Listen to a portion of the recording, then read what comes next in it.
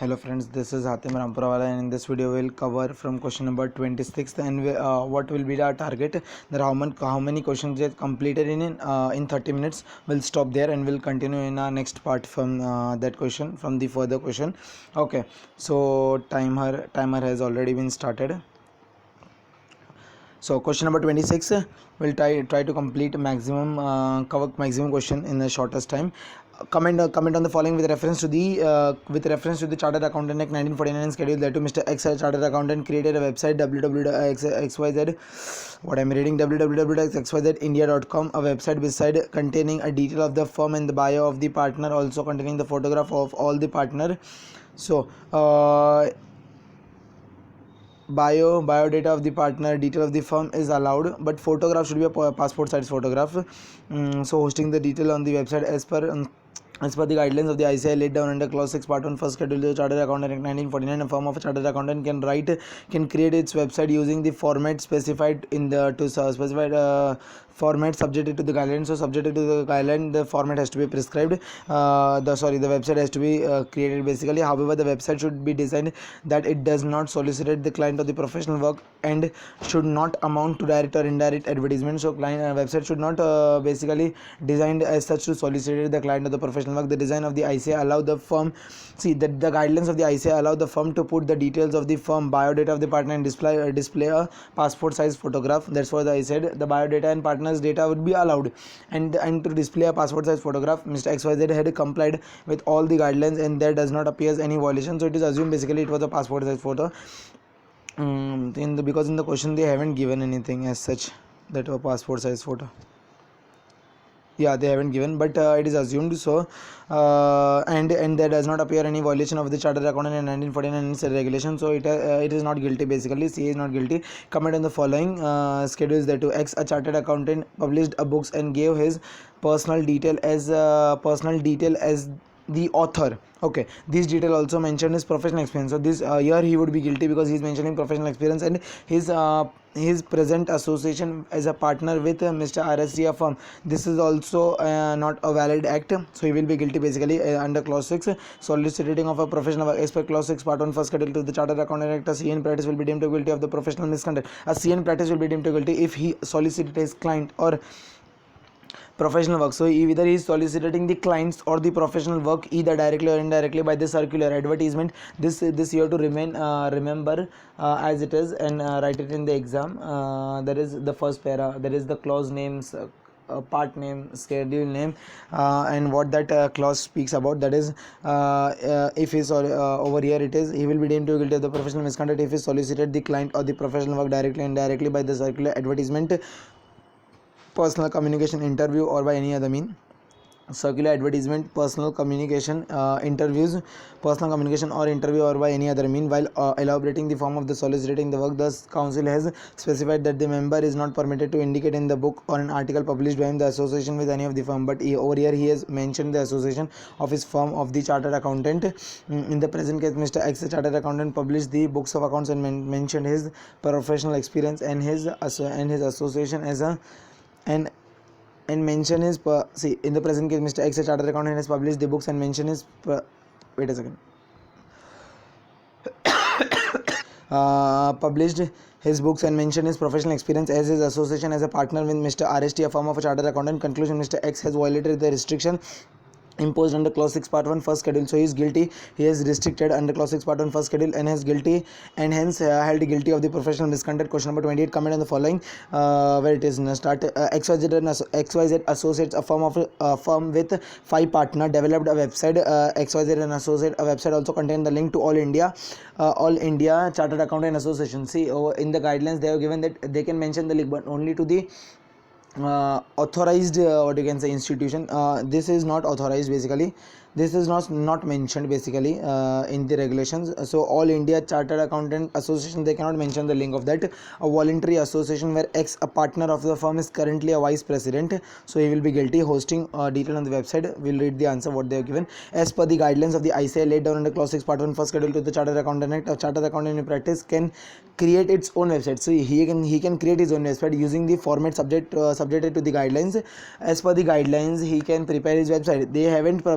they haven't restricted with that, but the chartered accountant have to comply with the guidelines. Basically, as per the guideline, a website may provide a link to the website of the ICI. So which all link can be provided?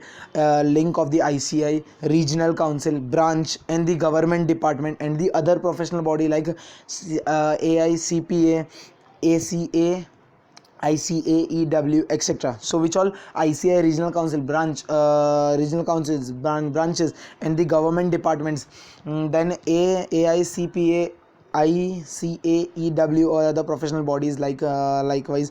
Then in the present case, the website provided a link to All India Chartered Accountant Association, which is not permitted. A firm is guilty of the professional misconduct by virtue of clause 6 part 1 first schedule. Comment on the following reference to this much. Okay. LMN, a firm of a chartered accountant, responded to the tender from the state government for the computerization a land revenue record. For this purpose, the firm also paid 50,000 rupees as earnest deposit as a part of the terms of the tender. So in tender, basically this work, that is tender was not in relation to the work exclusively for the, what we can say, chartered accountancy. Tender was for responded to the tender from the state government for computerization of land revenue records, and there is a minimum fees also prescribed, that is 50,000, which needs to be deposited in terms of tender. Soliciting of the work, a chartered accountant, see where it has been given. Yeah, clause 6 part 1 first schedule allows the soliciting of any client and the professional work through responding of any tender. Further guidelines issued by the council allowing therein a member to respond to the tender where the minimum fees of an assignment is prescribed in the tender document itself, or where the areas are open to other professional along with the chartered accountant. So where the areas open to the other, so there the CA can apply to the tender. And if it is for the chartered accountant, then minimum fees should be prescribed. Further, in respect of any non-exclusive area, the member can permit to pay a reasonable amount toward the earnest money and the deposit. In the present case, since the computerization of any property does not fall within the exclusive area of the chartered accountant, see, that's what I said, it does not fall within the exclusive area of the chartered accountant, element can respond to the tender as well as deposit 50,000 as an earnest deposit, and shall not have committed any professional misconduct. So he is not committing any professional misconduct by accepting his offer in tender, that is what we can say, applying for the tender and depositing 50,000 rupees. Conclusion, there is no misconduct on part of Mr. Element. Comment, question number 30, a chartered account. I am reading directly the question because the same thing they are repeating again. Comment with reference to the chartered accountant and this much and schedules there too, so I will not be reading that. A chartered accountant in practice created his own website in an attractive format and color and circulated, see what is doing, attractive color formats, and he is circulated information containing in the website through the email. This is also prohibited. Second question, comment on the following with reference to the chartered accountant act and the schedule there too. Why I am reading this? Mr. Brilliant, a chartered accountant, created his own website in an attractive format and highlighted the content in the blue color. He has also circulated the information in the website through the email to acknowledge the public at the large public at large, but his expertise email to acknowledge his public at large about his expertise. However, due to the shortage of the time, he could not intimate his website address. He could not initiate his website address to the institute, so he has not submitted to the institute as well. So that is not the issue. He has not submitted to the institute, that we will see. Okay, so soliciting of the work through the website, wait a second. The work through the website as per clause 6 part 1 first schedule to chartered accountant act, a CA in practice shall be deemed to be guilty of the professional misconduct if he solicited the client or the professional work either directly or indirectly by an advertisement circulated directly or indirectly by the circular advertisement, interviews, personal communications or interview, or by any other mean. Guidelines issued, there are basically guidelines prescribed in clause 6, and clause 6 is basically a little lengthy from the other clauses, clause 6 and clause 7, and it is basically important as well. From the exam perspective, guidelines issued by the ICI member, clause 6 part 1 first schedule to chartered accountant act for the development of any website by the member in practice does not prescribe any standard format or the restriction on use of the colors. So there is no restriction on the standard format or the colors, so he can use the colors. However, it is not a requirement that none of the information containing in the website be circulated through or any of the email or any of the other mode except on the specific pull request. So unless and until it is a pull method, it should not be circulated. Basically, the website information should not be circulated. However,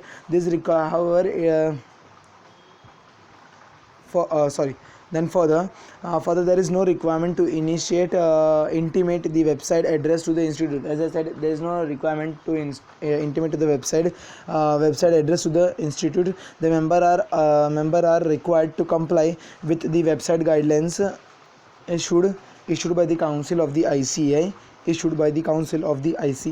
In the present case, the information circulated through the email, hence it is on violation of any guidelines.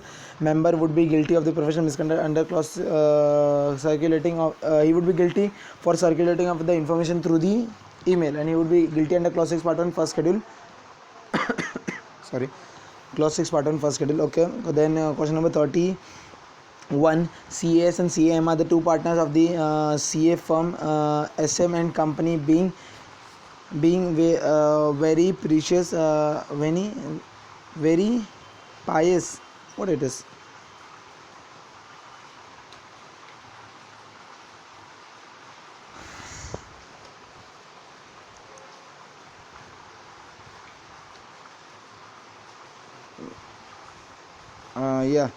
Very pious. CS organized a religious ceremony at his home, for which he instructed his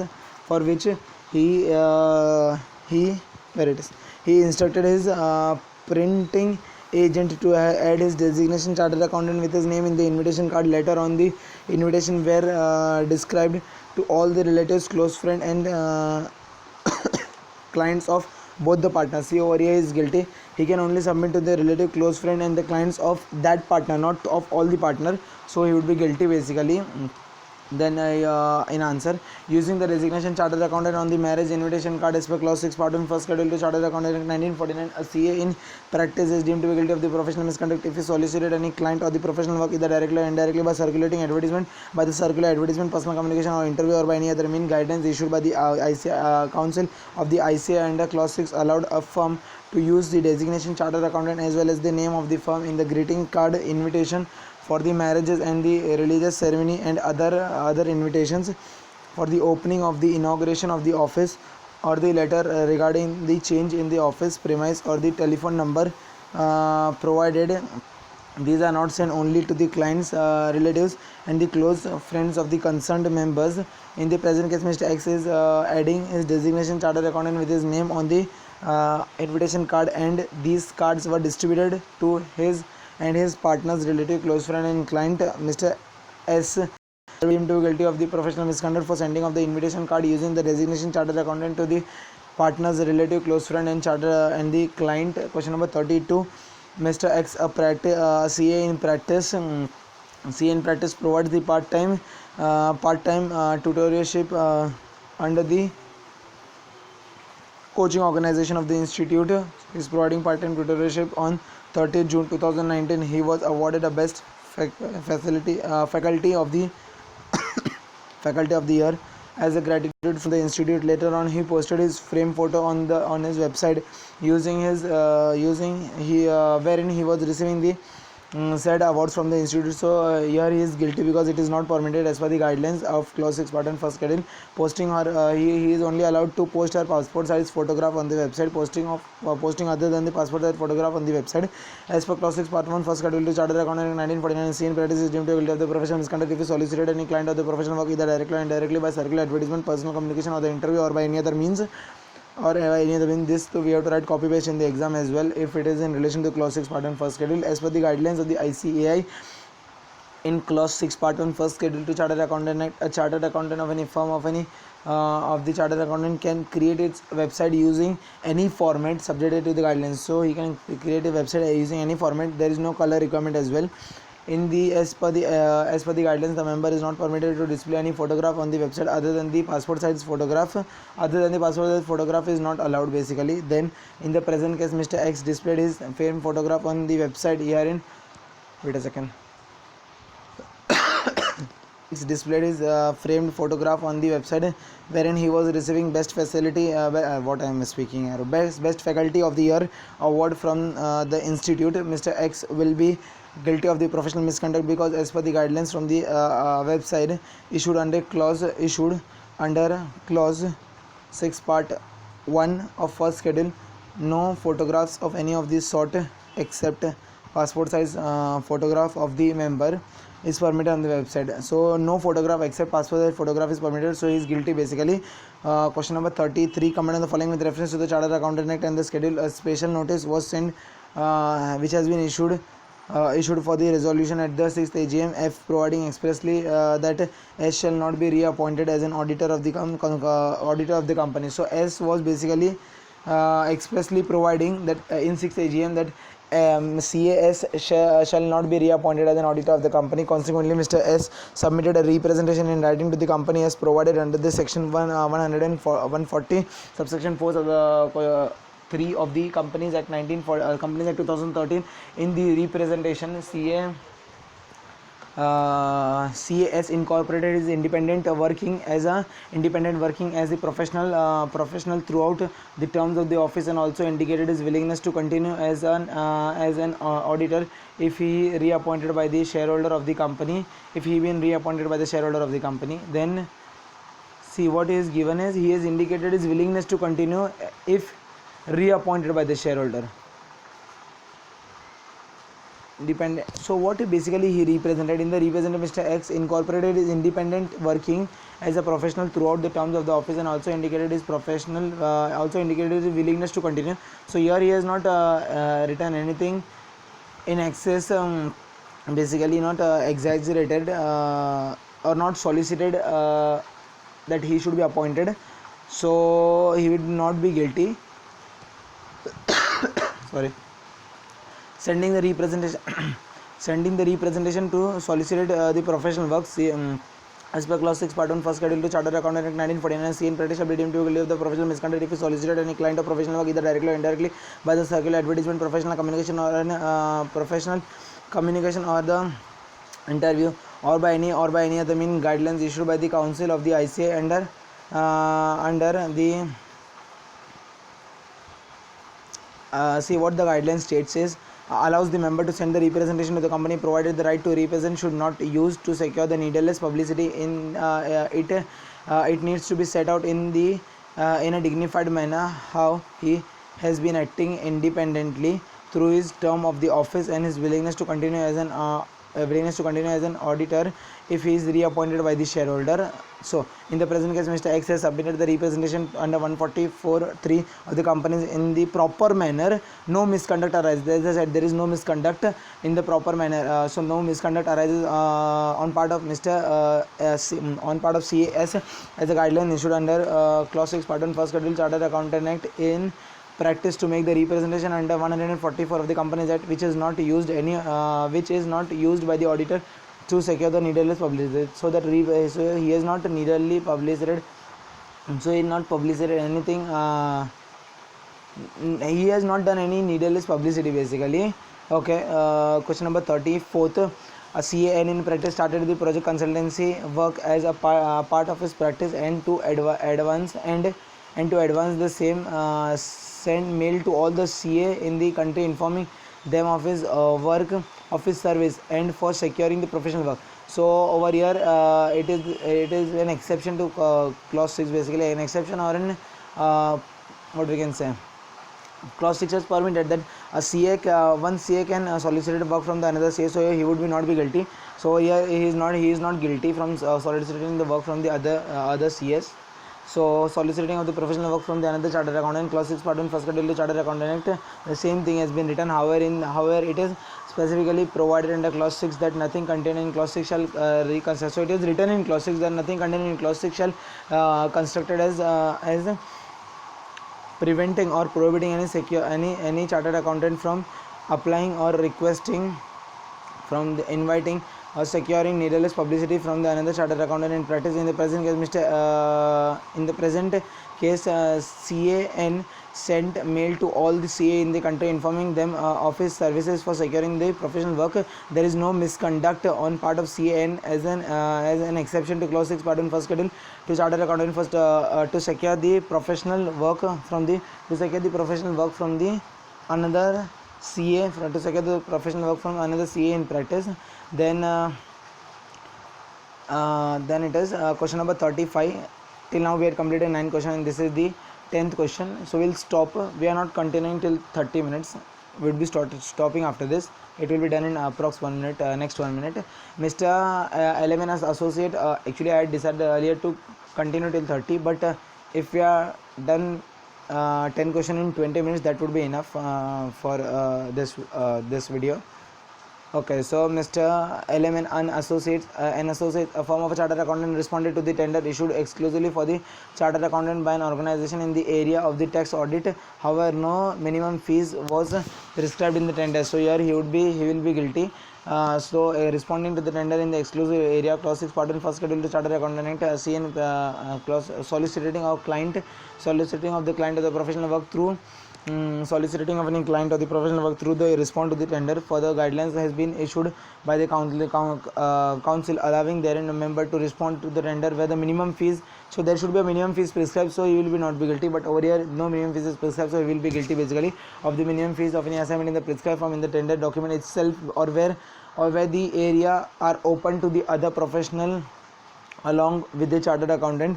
In the present case, Mr. Element responded to the tender exclusively reserved for chartered accountant, even though no minimum fees was prescribed in the tender. Element Limited shall be guilty of the professional misconduct as responding to the tender in an exclusive area in which a minimum fees is not prescribed, amounts to soliciting of any work. So we'll continue from 36 question in our next part, that is next video. Thank you for watching the video.